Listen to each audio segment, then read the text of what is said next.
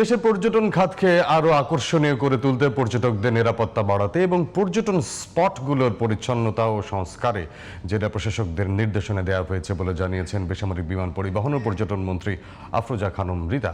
ওসমানী স্মৃতি মিলনায়তনে ডিসি সম্মেলনের দ্বিতীয় দিনের কার্য অধিবেশন শেষে একথা জানান তিনি। এই সময় বিমান প্রতিমন্ত্রী সাংবাদিকদের জানান, আগামী ৩ মাসের মধ্যে কক্সবাজার আন্তর্জাতিক বিমানবন্দর এবং ডিসেম্বরের মধ্যে শাহজালাল আন্তর্জাতিক বিমানবন্দরের 3rd টার্মিনাল চালুর উদ্যোগ নিয়েছে সরকার। এছাড়া উন্নয়ন প্রকল্প বাস্তবায়নে দুর্নীতি ও অপচয় কমানো এবং নির্বাচনী ইশতেহারের সাথে সমন্বয়ে জোর দিতে জেলা প্রশাসকদের আহ্বান জানানো হয়েছে বলে জানিয়েছেন পরিকল্পনা প্রতিমন্ত্রী জুনায়েদ সাকি। সাজ্জাদ হোসেনের রিপোর্ট, জানাচ্ছেন মাই হাসান।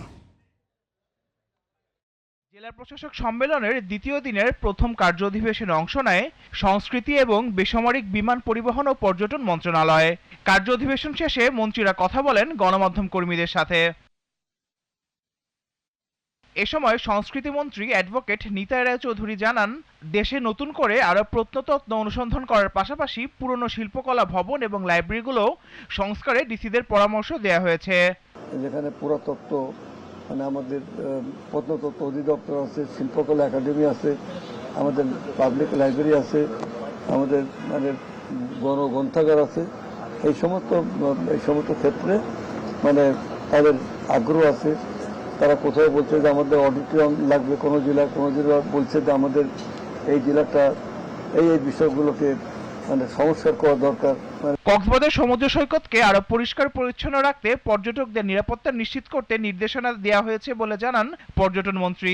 এ সময় বিমান প্রতিমন্ত্রী সাংবাদিকদের জানান, ডিসেম্বরের মধ্যে শাহজালাল আন্তর্জাতিক বিমানবন্দরের 3rd টার্মিনাল চালু করার উদ্যোগ নিয়েছে সরকার।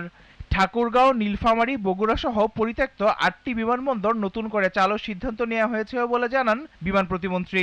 আমাদের বাংলাদেশে তো প্রত্যেকটা জেলায় কিছু না কিছু পর্যটন স্থান আছে, সেটাকে কিভাবে সংস্কার করা যায়, নতুন পর্যটকদের আকর্ষিত করার জন্য কিভাবে এটাকে গড়ে ওঠানো যায় সে ব্যাপারে আলাপ আলোচনা। অনেক জেলায় বিমানবন্দর রয়েছে, সেগুলিকে কিভাবে অ্যাড্রেস করবেন ওনারা সে সম্বন্ধে তাদেরকে বলা হয়েছে এবং সেগুলি উন্নীত করার জন্য তাদেরকেও আমরা নির্দেশনা দিয়েছি এবং আমরা কি কি কাজ করছি সেগুলি তাদেরকে অবহিত করেছি। আমরা অতি সত্বর কক্সবাজারকে ইন্টারন্যাশনাল এয়ারপোর্ট হিসাবে আমরা নির্বাচিত করেছি, সেটা আমরা শুরু করবো হয়তো 3-4 মাসের মধ্যেই।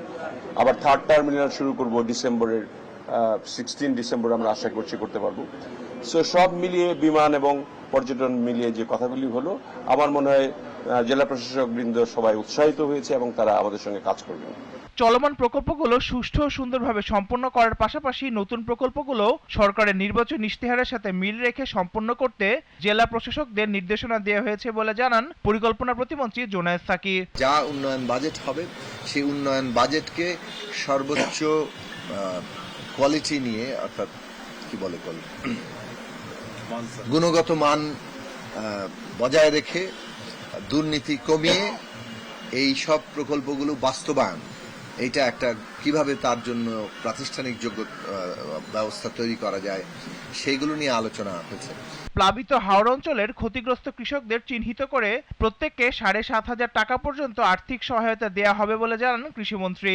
হাওড় এলাকাতে যে সমস্ত কৃষকেরা ক্ষতিগ্রস্ত হয়েছে তাদের জন্য আমরা এরই মধ্যে প্রধানমন্ত্রী ত্রাণ তহবিল এবং অন্য তহবিল থেকে, দুর্যোগ ব্যবস্থাপনা তহবিল থেকে আমরা একটা অ্যামাউন্ট অফ মানি আমরা ওটা লিস্ট করা হচ্ছে, এরা সবাইকে সহযোগিতা করব আমরা। এখন যে পরিমাণ ক্ষতি হয়েছে ওইটা পোষায় দেওয়া তো সরকারের পক্ষে সম্ভব হবে না, তবে এই লোকটা যেন মহাবিপদে যেভাবে মানসিক চাপে আছে ওখান থেকে একটু লাঘব করা, সেটা 7,500 টাকা থেকে আস্তে আস্তে আমরা বাড়াবো, উপরের দিকে যাব। প্রধানমন্ত্রীর নির্দেশনায় মঙ্গলবার দুর্গত হাওড়া এলাকা সফরে যাবেন বলেও জানান কৃষিমন্ত্রী। Mahi Hasan, GTV news, Dhaka.